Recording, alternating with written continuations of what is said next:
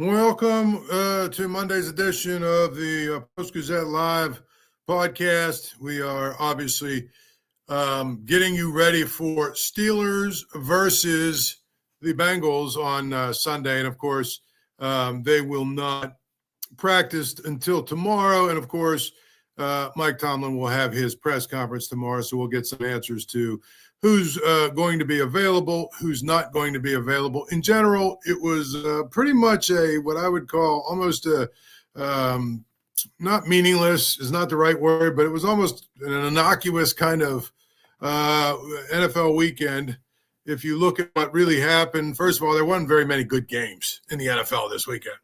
Second of all, there really wasn't that many games that have anything to do with the Steelers.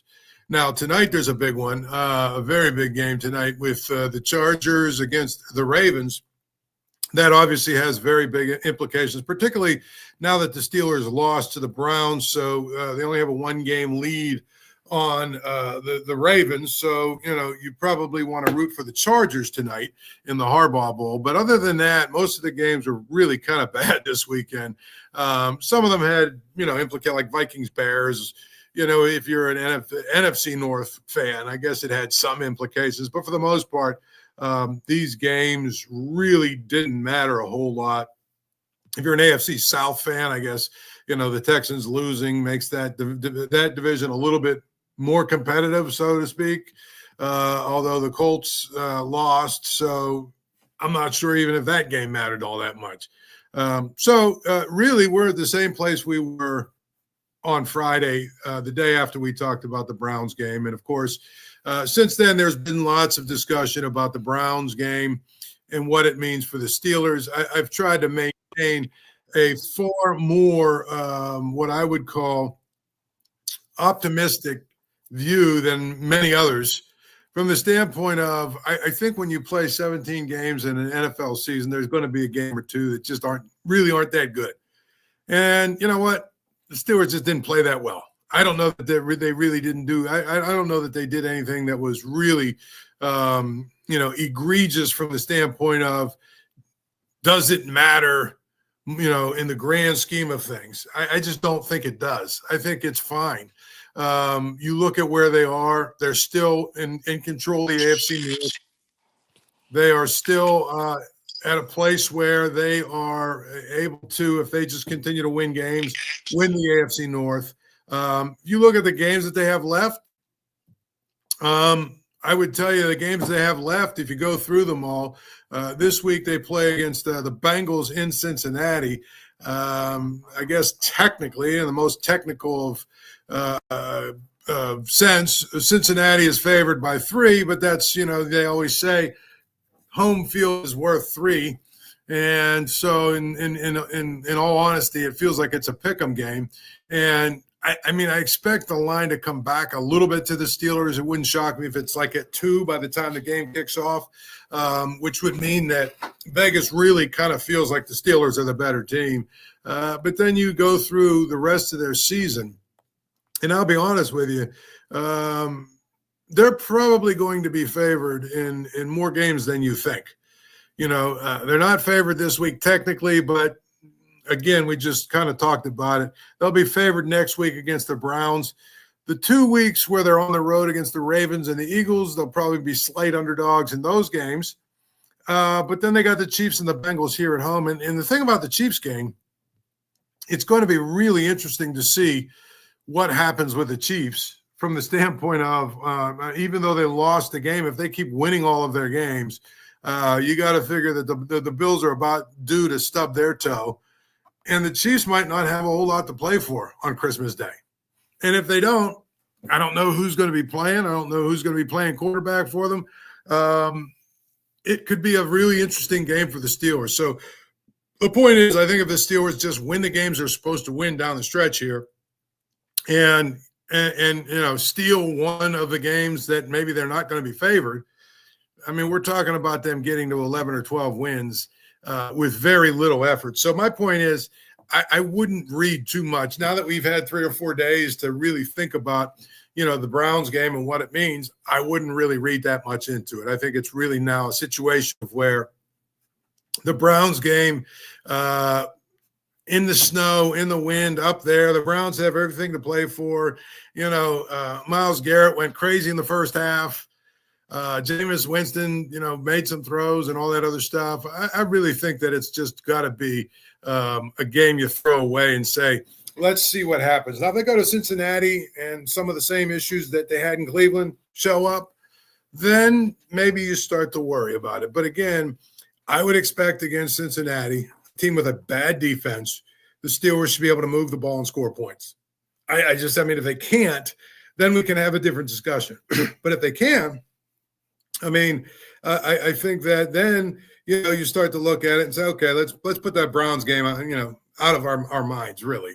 If you look at it from that standpoint, if they're able to move the ball against the Bengals, which they should, because the Bengals are bad on defense, I just don't know that it's really all that significant that they struggled so much against the Browns at times. Defensively against the Bengals, I expect them to give up some points because I think that those receivers and that quarterback will exploit them in some ways and will probably make some plays because that's what they do. They're good. They're really good, actually. But I don't expect them to go up and down the field against the Steelers. I think the Steelers should be able to cover them enough that, they're able to win the game and maybe even by, 7 or more. That's, what it comes down to. What we talked about last week when it came to the Steelers was their inability to cover. And so this will be another opportunity for those guys back there in the secondary, particularly Joey Porter Jr., who I think has had an okay season, but I don't think he's been great. And I think there's been some issues that he's kind of got exploited a little bit. But Joey Porter Jr., Dante Jackson, I think when they traded for him, most people kind of thought, well, he's another guy to add as a corner, but probably not a guy that I would consider a legitimate number 2 corner. I think he's been okay. I don't think he's been great, but I think he's been okay. I think he's probably been a little better than we thought he would be, especially in coverage. So at that point, you have to ask yourself if the secondary just had a bad day against the Browns or if that's who they are. One thing we've seen, and I think this happens with every team, if the Steelers front 7 can't get home and the back 4 have to cover, 4 or 5, depending on if they're what they're in a dime or if they're in a nickel or whatever. If this front 7 can't get home, and it's particularly the outside guys, and the quarterback has some time to throw, the Steelers haven't been very good at all at covering in the back end. So to me, I think that this is a great test for them. Cincinnati's had a bad year in some ways, mostly because their defense has been really bad. They've actually had a number of games where they've scored a lot of points and they lost because their defense is just that bad. So the Steelers should have the ability to move the ball against them. But it will be interesting to see. You got Joe Burrow, you've got T. Higgins, you've got Jamar Chase. The other part of it is you've got those guys are all healthy. And, they've got a running back, Chase Brown, who I don't think has been great, but he's been pretty effective for them. And if you look at the numbers right now, Joe Burrow has already thrown for 3,000 yards. He's thrown for 27 touchdowns and 4 interceptions. So if your idea is that the Browns, they're struggling because Joe Burrow hasn't been good, that's not even close to the case. He's been really good. He's been really, really good, actually. And if you look at it also, like I said, Chase Brown, he scored 5 touchdowns. He's averaged 4.3 yards per carry. He's been a reasonably good weapon for them. Jamar Chase has been, he's just been really, really otherworldly this year. He's got 12 touchdown passes through in 11 games, touchdown receptions, in 11 games, 1,000 yards. He's been really, really good. And then they still have T. Higgins and Mike Gesicki, their tight end. They are actually going to be a handful for the Steelers. And so we'll have an opportunity, really, to see if the Steelers basically can bounce back, if their secondary can cover, if they can, prove that what happened in Cleveland was just sort of a one thing, a one night thing, and it's not who they are.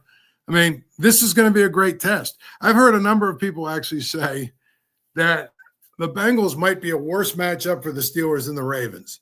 And I have a hard time with that just because I think the Ravens obviously are a tough matchup for the Steelers. Their defense is probably better than the numbers have been, number one. Number two, they seem to play these really tight, hard games against the Steelers. Number three, Lamar Jackson is still Lamar Jackson. Even though the Steelers have had a lot of success against him, I mean, I don't know if the Bengals are necessarily a better matchup for the Steelers because the Bengals defense is bad. But I do think this. Joe Burrow and those receivers are a tougher matchup for the Steelers than Lamar Jackson and his receivers.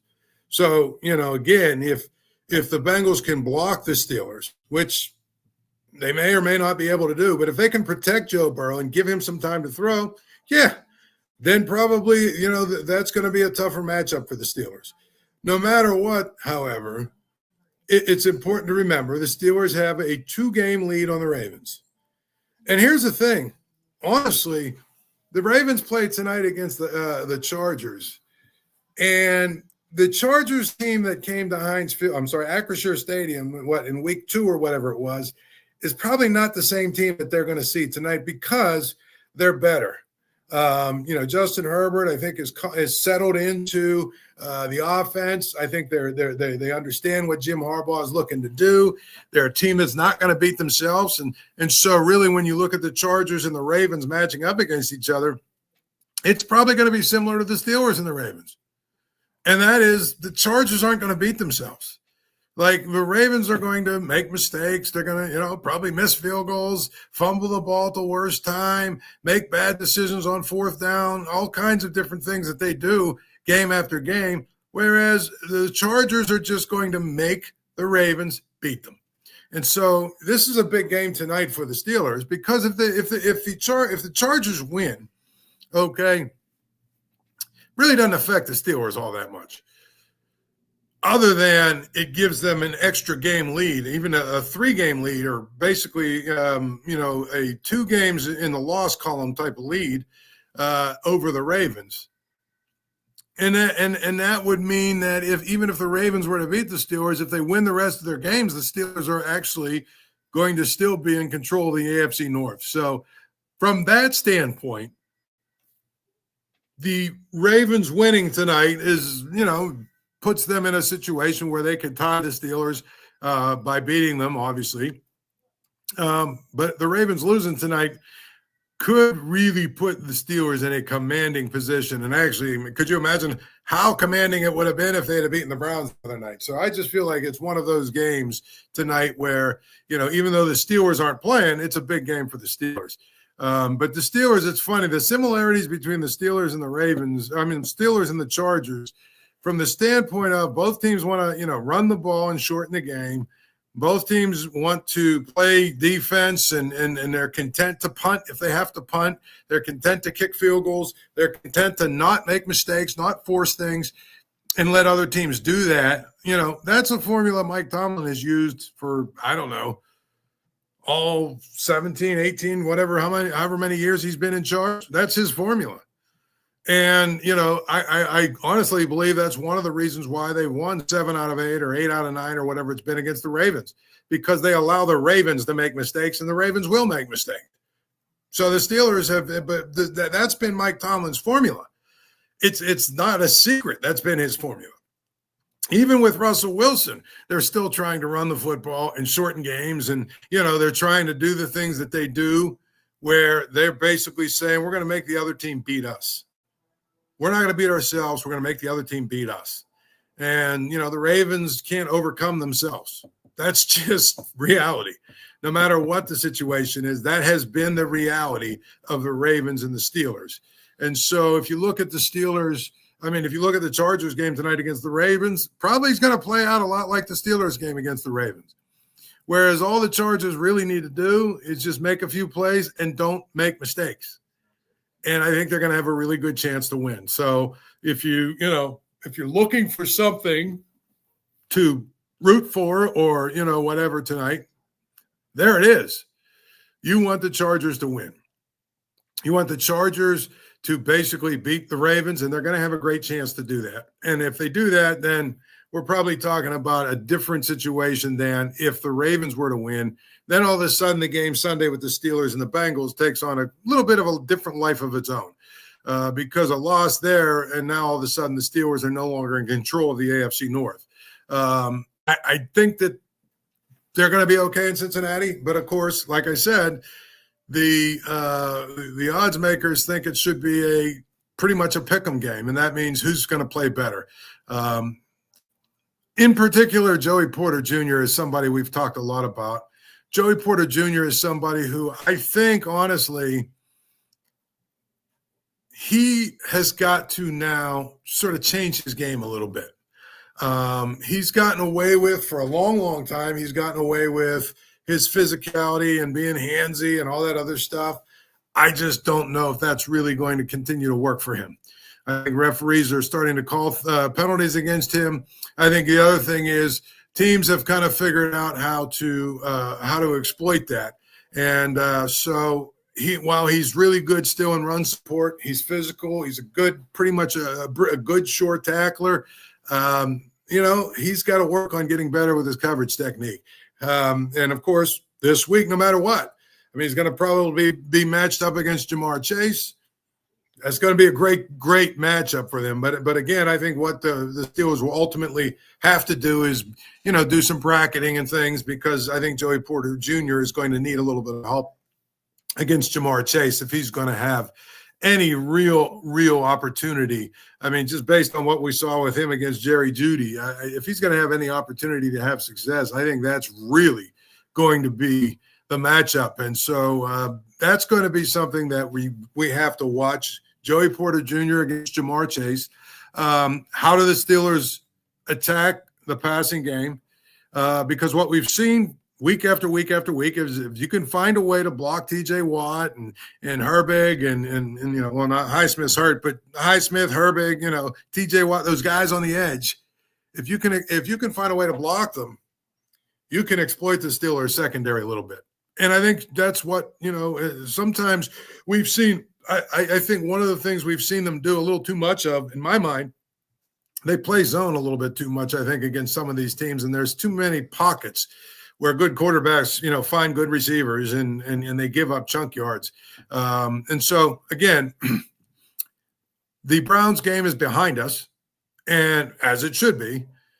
But I think the one thing that we should take from that game is, can the Steelers secondary recover? Because Jameis Winston is not as good as Joe Burrow. And, I think that their receivers are not as good as the Bengals receivers. And so if Jameis Winston and his receivers were able to do what they were able to do the other night against the Steelers, they've got to tighten some things up if they're going to stop the Bengals. That is that. The other thing that I've heard a lot of, which I don't understand, is this whole thing where people are actually trying to say that maybe they should go back to Justin Fields. My question to that is, did you watch the game? Because Russell Wilson was not the problem in that game. He played fine. Russell Wilson is good. And as I've said before, he made 4, 5, 6, 7 throws in that game that Justin Fields could never make. Their offense is better with Russell Wilson. Their passing offense, their passing game is much better with Russell Wilson. I just don't think there's any real argument to be made about Justin Fields. And let me address the whole thing about the package for him. I'm okay with a package for him as long as it's limited. And as long as they have more plays than just him basically running, designed runs for him. The other part of it is you have to call it at the right time. And a great example was when they're trying to ice the game and it's 3rd and 4, against Cleveland, and they think they're going to trick the Browns by having, Justin Fields throw one down the field. No, if you're going to throw it down the field, if you're going to send George Pickens on a go route, don't be, cute. Just put Russell Wilson in there and let your best quarterback throw the ball. That's what you have to do. You brought Russell Wilson here to throw the ball down the field. You brought him here to expand the passing game. You brought him here to be the guy who gives you an opportunity to win a quote-unquote shootout. And guess what? He that's who he is. And so, this thing where, well, now we're going to fool them and have Justin Fields like drop back to pass or, play action, throw it and everything else. And we're going to get it down. It doesn't make any sense at all. It makes absolutely no sense. I hope that the package that we see for Justin Fields is very concise, maybe inside the 5-yard line, maybe on like 4th or 3rd and short, and you want to do something in the run game, and want to do an RPO of some sort or whatever. Okay, fine, but it has to be limited because it's very clear that Russell Wilson is their best quarterback. I don't think there's any question about it.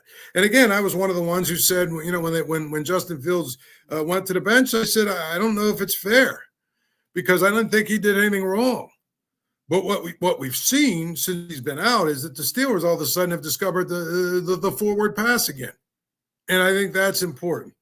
So to me, when you put all of that together and you figure all of that out, it makes it very clear to me that Russell Wilson has to be the starter. And more importantly, Russell Wilson is your guy going forward.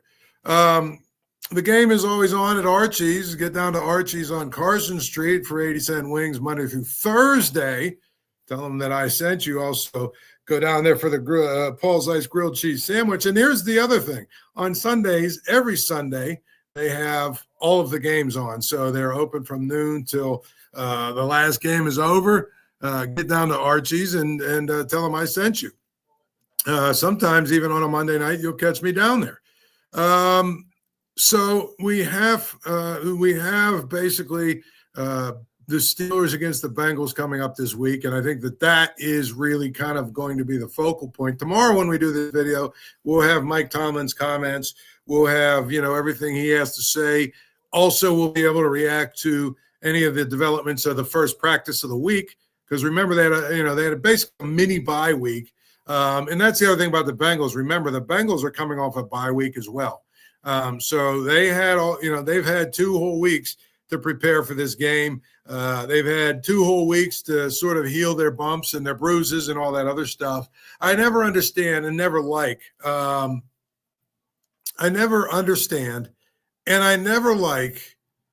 why, having teams within the same division should all have the same bye or open week or whatever you want to call it. They should all be off the same week. And I don't think that they should play each other the week after an open week either. I think division games are too important. I think they're too big. I think they're too the teams are all basically, very familiar with each other. So they don't really need an extra week to prepare. It just doesn't make sense to me that they do it this way. The good news is the Steelers are basically on coming off an open week as well. Not quite, but they have an extra 3 or 4 days because they played on Thursday night. So it won't be that much of an advantage for the Bengals. Mean Green here asked, do you have any idea how long Highsmith is going to be out? Well, last week he was on the field a little bit of practice, moving around and, trying to figure out his, how much he can put weight on his ankle and how much he can run and how much he can cut. And so I think that, it means that he's getting closer. How much closer? I'm just not sure. And I don't think anyone is. I think that question will be answered probably by the end of this week because, if he's able to run around in practice and increase his workload and increase how much he's able to participate, by Friday we should have a good idea of whether or not he's back or if he's going to have to miss another week. When he first went out, they thought, oh, boy, this is a high ankle sprain. He's going to be out maybe, 6-8 weeks. MRI showed it was actually a lot more mild than that. And they said, 2 to 4 weeks. So if he's not back this week, I would expect him to be back next week, assuming he doesn't have any setbacks and everything else. And so there's that. But again, it's important now for the Steelers to kind of remember, or for the Steelers to basically do everything they can do to make sure that all of their guys are healthy going into the playoffs. So that means if Highsmith, you have to be cautious with him for one more week, I'm okay with that. I really am. Now, switching gears. I just am completely at loss of words for what the Penguins are doing, what they're trying to do, what they are trying to get accomplished. I've never seen a team where I think it's so clear they've completely tuned out the coach. They've completely packed it in, and they have completely just sort of lost all interest in trying to win games this year. I could be wrong, but what I've watched over the last 2 or 3 weeks has been an embarrassment. And then today, they make a deal. They go get a guy who's a former first-round NHL draft pick that really sort of hasn't panned out at all. He's basically just been, a guy. He's still young. He's been a guy that has not really found his place. He's signed through this year, and of course he's young. He's 23, and he only makes $800,000. So they're going to kick the tires on him and try and see if he can, rejuvenate his game or whatever you want to say. But here's the thing. How do you lose 2 nights in a row by a combined score of, 10-1 or whatever, 10-2 or whatever it was this weekend? And here's the thing. St. Louis fired their coach. Boston fired their coach. There's been about 4 or 5 coaches that have already been fired this year. I think, honestly, if the announcement didn't happen today that Mike Sullivan is fired, it's not going to happen for the rest of the year. And if it's not going to happen for the rest of the year, then this is what we're going to get from the Penguins for the rest of the year. And if you look at the Eastern Conference, the top 7 teams, I think, are a cut above the rest. The Penguins are in a group of teams sort of slopping around trying to get that 8th spot. I mean, who cares if they get the 8th spot? They're just not that good. Their goaltending situation is a mess. Their defense is a mess. Their inability to hold leads it's a mess. I mean, honestly, if there wasn't an announcement today about Mike Sullivan, I don't think it's going to happen this entire year. And if it's not going to happen this entire year, I'm not sure what we're doing. I've heard all this stuff about, they want to give Sidney Crosby the best chance to win. Okay, so why are you still doing the same things that have led you to the just utter mediocrity that we've seen for the last 2 or 3 years? I don't understand that. Why are we still doing things that way? So, again, Philip Tomasino is the guy's name, and so it will be interesting to see how he fits in. He's supposed to be fast, not lightning fast, but a little bit fast. He's 6 foot tall, which means he's another small guy, really, in many ways. And we'll see what happens. He has been a guy who has scored very little, and he's struggled to find a role in most of the place in the offense. So you hope that maybe playing with the Penguins, but again, the Penguins aren't very good right now either. So I'm not sure why, all of a sudden he's going to come and find the ability to score and become that player again. We'll see. A couple other things real quick before we get out of here. We had Pitt this weekend play maybe the worst game they've played all year. I know this SMU game was ugly, but SMU is really good.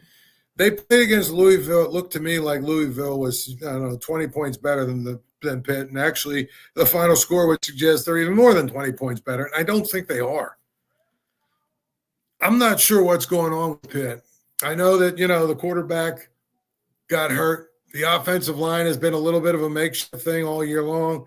But this was an offense that was really, really good for the first 6 weeks. Then they played, I think it was Cal. They struggled. They slopped together a win in that game. And then ever since then, their offense has been bad. And I don't know what exactly is going to need to happen for them to get back on track. But I do know this. First of all, this rumor that Cade Bell is talking to Oklahoma. I mean, 4 weeks ago, I could see why all the teams in the SEC were coming after him. But right now, he looks to me like a guy who has been sort of figured out and solved when it comes to opposing defenses now that they've seen this offense on film. And I don't know that he's necessarily punched back. The other thing is they play Boston College this weekend. And I'll be honest with you, I think if you look at this game, it's far more important than it seems. I mean, we could say, okay, it's a nothing game that means nothing, in the grand scheme of things, two sort of middling teams in the ACC going at it. But I think it's important for Pitt. I mean, Boston College has played better of late, and they could actually beat Pitt if Pitt isn't careful.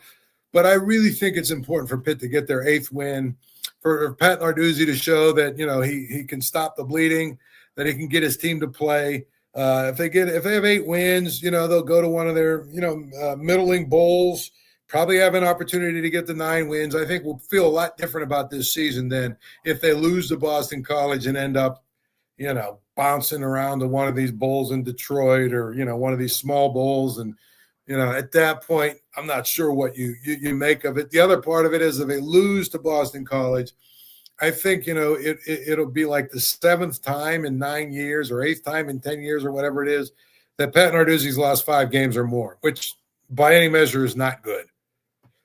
So this game feels a lot more important than it probably should. It should just, I get it. You got a 6-5 team playing a 7-4 team in Boston.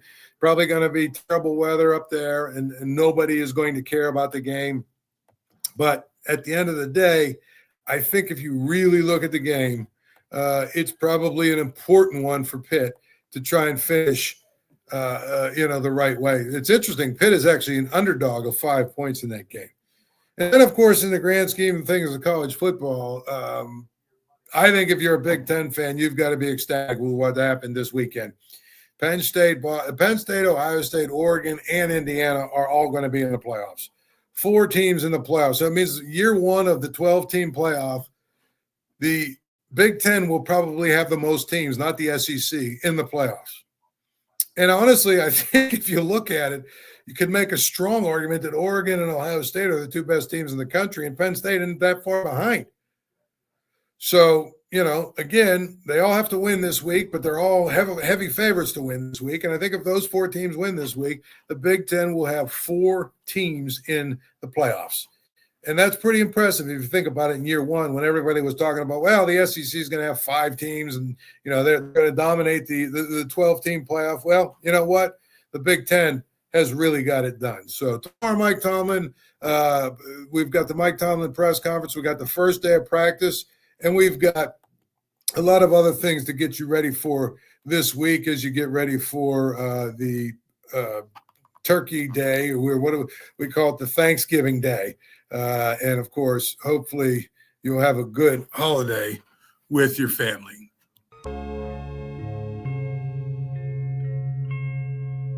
Thank you for checking out this content from Post-Gazette Sports. If you watch this video on YouTube, please like the video and subscribe to our channel.